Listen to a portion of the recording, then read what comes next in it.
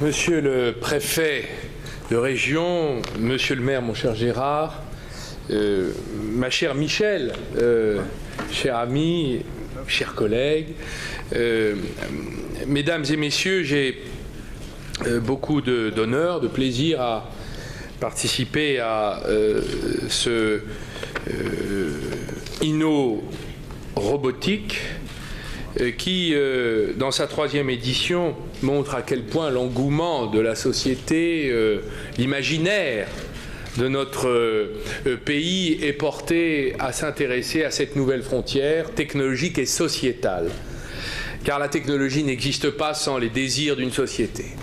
Et il est vrai qu'un gouvernement comme le nôtre, qui a fait du redressement de ses capacités productives, de son industrie, une priorité nationale, qui a placé la question du redressement industriel dès la publication du rapport de M. Louis Gallois, suivi de décisions du gouvernement arbitrées par le président de la République et le Premier ministre, qui a fait de notre compétitivité, notre innovation, le chemin des retrouvailles avec la croissance.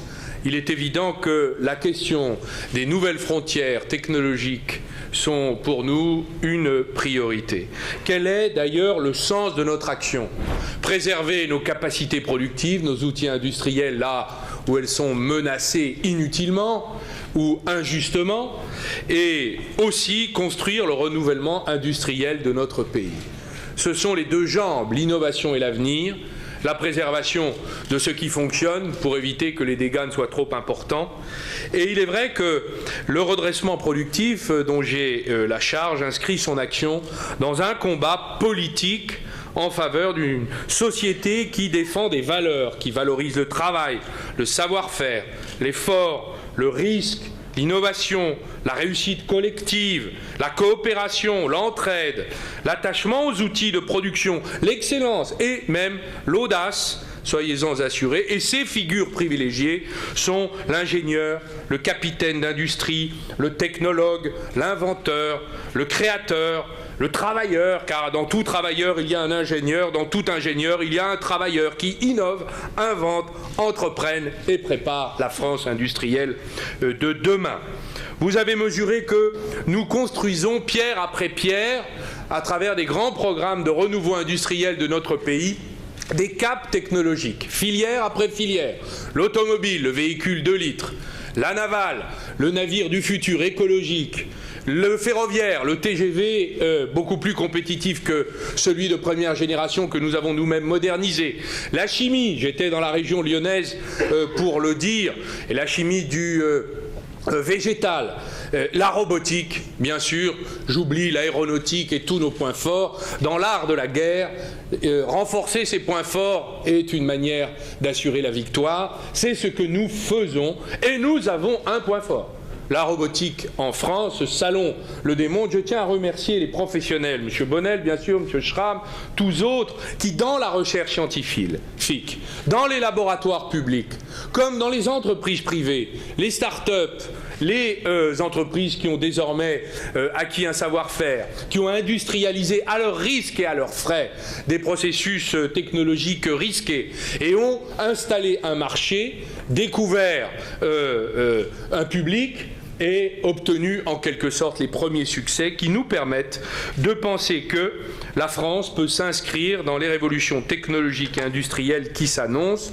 Et au nom du gouvernement, je tiens à dire ici qu'en effet, nous avons pris la décision, et c'était une des préconisations du rapport de Louis Gallois, qu'en organisant l'ensemble de nos forces à travers un plan intitulé France Robot Initiative, nous considérons la robotique comme la prochaine frontière de la révolution technologique. La robotique, c'est le terrain d'abord de la réconciliation entre l'économie matérielle et immatérielle. C'est le champ technologique qui croise plusieurs secteurs, l'électronique, l'informatique, la mécatronique, l'optronique, la connectique, les nanomatériaux, la robotique, elle a vocation à intéresser tous les secteurs de la vie quotidienne. Ce sont donc des marchés qui deviendront des marchés de grand public, avec des possibilités de croissance considérables et des centaines de milliers d'emplois à la clé, si nous sommes capables de nous y prendre intelligemment et de coopérer en ce sens. Dans l'agriculture, nous l'avons vu, la santé, le transport, l'éducation, la défense, mais aussi parce qu'elle peut permettre de donner des gains de compétitivité, de productivité importants à nos entreprises et dessiner le visage de l'usine du futur. Enfin, parce que derrière la robotique, il y a des défis qu'aujourd'hui l'homme seul ne sait pas relever, dans le vieillissement et l'autonomie, ma chère Michel, dans l'environnement, dans la santé, la sécurité et la mobilité. Il y a là des nouvelles frontières et donc de nouvelles attitudes de la société qu'il faut inventer. C'est donc un mouvement, une révolution sociétale, comme technologique, comme sociologique, comme économique et comme industrielle que nous unissons. Voilà pourquoi, mesdames et messieurs, nous avons, et je voudrais ici énumérer nos atouts. La France a pris l'habitude de s'auto-dénigrer, elle a bien tort. Pour ceux qui ont la chance de voyager, cela m'est donné de plus en plus représentant le gouvernement hors de nos frontières, je note quel amour la France est capable de susciter et parfois même une admiration contre elle-même. Nous sommes admirés, nous sommes aimés, respectés, nous devrions nous-mêmes contracter un peu d'amour-propre et un peu plus d'estime de soi. C'est l'esprit patriotique dans lequel le gouvernement travaille. Romain Gary disait « Le patriotisme, c'est l'estime de soi, le nationalisme, la haine des autres. Nous détestons le nationalisme, nous le combattons. Mais nous pratiquons le patriotisme, celui qui fait qu'en effet nous sommes fiers de ce que nous sommes et de ce que nous faites. Nous sommes fiers de nos atouts en matière de robotique. Je voudrais les énumérer. D'abord, une recherche parmi les plus fertiles et les plus pointues du monde. La France est la 3e nation en termes de publications académiques relatives à la robotique et des acteurs reconnus internationalement. Il faut le dire, le CEA, les mines, Supélec, l'INRA, l'ONERA et beaucoup d'autres. Des ETI de pointe dans leur domaine. Récif Technologies, par exemple, je ne les cite pas tous, mais je donne des exemples pour les robots de manipulation de wafer silicium. ECA Robotics, les drones de surface, sous-marins terrestres, nous les avons vus. BA Systems pour les chariots logistiques. De grands groupes également, qui ont engagé des programmes de recherche privés importants et qui sont à nos côtés. Il faut le signaler, c'est le cas de EADS, de Thales, d'EDF. Des start-up et des PME qui sont des pépites qui suscitent l'admiration dans le monde. Aldébaran, bien sûr, Induct, RB3D, Robosoft, pour n'en citer que quelques-uns ou quelques-unes, je ne peux être complet, et pardonnez-moi pour ceux qui ne figureraient pas dans cette liste, ce n'est qu'une liste à compléter de nos succès et de nos réussites. Enfin, des pôles de compétitivité, mon cher Jean-Louis, mondiaux ou à vocation mondiale qui travaillent sur la robotique, Cap Digital, Imaginov, Aérospace Vallée. Le plan France Robot Initiative, que nous lançons aujourd'hui avec Madame Fioraso, la ministre de l'Enseignement supérieur et de la Recherche, c'est d'abord, vous l'avez compris, un pari sur l'avenir, un pari politique, un pari financier, un pari industriel, mais c'est surtout un acte de confiance en nous-mêmes. Qu'est-ce que la construction d'une filière? C'est d'abord rassembler nos forces, celles que je viens d'énumérer, être capable de les faire coopérer, d'assumer un leadership, c'est le rôle du responsable public que nous sommes. Montrer le chemin du cap technologique, voilà où nous allons, voilà où nous mettrons nos forces et nos moyens pour avancer ensemble. C'est entraîner la société tout entière vers nos réussites et conduire finalement ces entreprises à se développer, croître et embellir. Fédérer, nous le pouvons déjà avec le CIMOB, Monsieur le Président, CIROBO, Monsieur le Président, et Cap Robotique. Nous allons nous coordonner, nous rassembler, parler ensemble, travailler ensemble, identifier nos priorités, mettre l'argent là où nous allons le décider ensemble. Nous allons évidemment construire une stratégie de conquête. Qu'est-ce qu'une stratégie de conquête dans l'art militaire? Vous l'avez compris. Comment faire pour surmonter les obstacles et arriver à bon port? Ou est-ce que Nous choisissons les secteurs dans lesquels nous investirons, public, privé, R&D public, R&D privé, de manière à développer une offre française qui fabriquera et créera les emplois ici, en France, dans les années à venir. Deuxièmement, c'est soutenir l'effort R&D, en maintenant notre excellence académique et un certain nombre d'appels à projets de R&D sur la robotique industrielle, les transports intelligents, les robots compagnons, les robots de rééducation seront développés.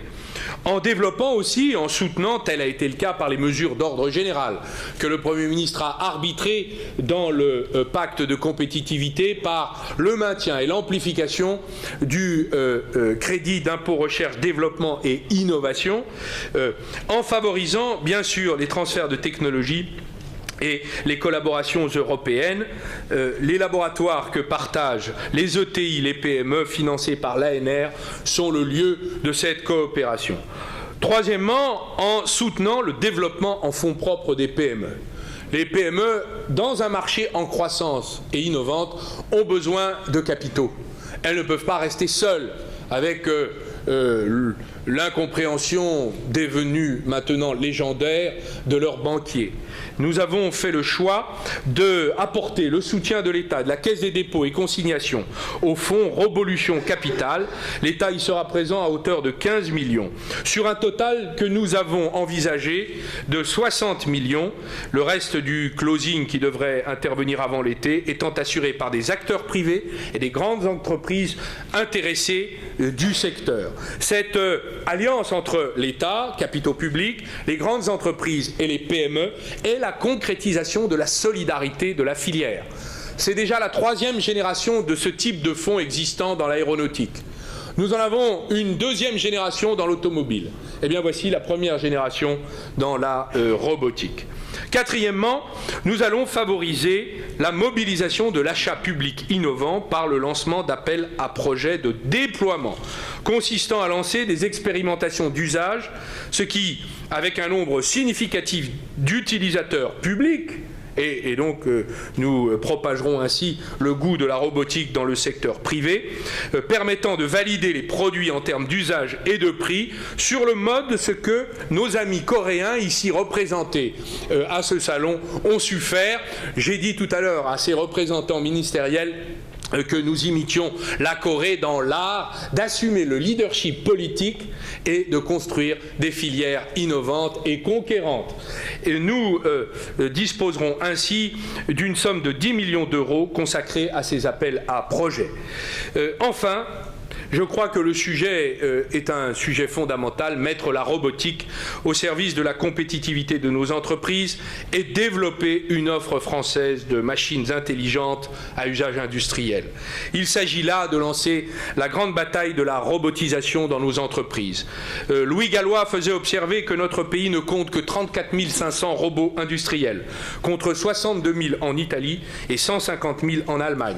C'est une manière de lutter contre le vieux préjugé qui voudrait faire croire que les robots enlèvent le travail aux hommes, reprenant peut-être la vieille histoire des canuts lyonnais qui brisaient les machines car ils croyaient y perdre leur travail. Les robots permettent de relocaliser du travail pour les hommes en France. Et c'est l'esprit dans lequel nous souhaitons lancer un programme Start PME, une action de promotion et de soutien à la robotisation des PME, PMI, consistant à cibler avec mon ministère 1000 entreprises et en auditer 750 pour les amener vers la robotisation, en équiper 250 avec une aide de 10% à l'investissement. C'est un programme conséquent de 33 millions d'euros, subventionné à hauteur de 4,3 millions d'euros par le programme des investissements d'avenir. La France mise sur la robotisation industrielle pour reconquérir sa compétitivité perdue. Le juge de paix en la matière, vous le savez, c'est le déficit du commerce extérieur de 70 milliards. Il se pourrait bien, en regardant ce chiffre, que les 10 dernières années n'aient pas été tout à fait mises à profit pour conserver des parts de marché ou en tout cas en reconquérir lorsque nous en perdions. C'est le sens de cet investissement important dans nos PME. Je veux le compléter par un deuxième programme que nous allons particulièrement cibler sur la filière automobile, notamment dans la sous-traitance. Les pertes en ligne sont considérables et les pertes de marché liées à la hausse des coûts est aujourd'hui une cause de destruction d'emplois considérable. La robotisation permettra, pour la sous-traitance automobile, d'augmenter ses volumes, de conquérir des parts de marché sur d'autres constructeurs que nos 2 constructeurs nationaux, et permettra aux territoires, aujourd'hui bien abîmés dans ce secteur, de conserver leurs emplois et de se remettre à réembaucher. La robotisation est la nouvelle frontière pour l'emploi qualifié dans nos territoires. Et je veux enfin indiquer que toutes les familles de la robotique qui sont ici réunies dans ce point de ralliement qui est InnoRobot peuvent aujourd'hui, et je crois, imaginer que nous pourrions conforter les compétences et les savoir-faire académiques. Nous avons prévu avec la filière, en travaillant en collaboration avec elle, d'engager un programme de construction, de qualification d'ingénieurs roboticiens qui n'existe pas dans notre pays. Nous avons de grandes écoles classées mondialement et qui peuvent parfaitement créer des diplômes de référence. Nous avons des écoles d'ingénieurs enracinées tout près des pôles de compétitivité qui savent travailler aux côtés des industriels. Bref, notre choix est donc le choix de placer la France dans les grandes nations mondiales de la robotique à l'horizon 2020. Nous souhaitons devenir les leaders mondiaux de la robotique. Nous en avons les moyens, nous en avons la technologie, nous avons les cerveaux, les hommes, nous avons le génie créatif, nous avons l'audace, et maintenant, vous avez le gouvernement et l'État à vos côtés.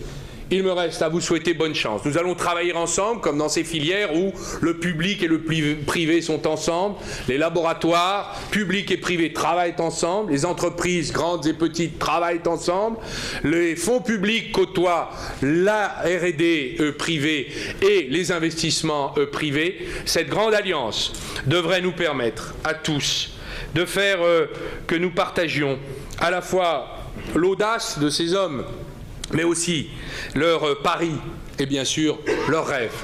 Vive la robotique française, vive le redressement productif, vive la République et vive la France.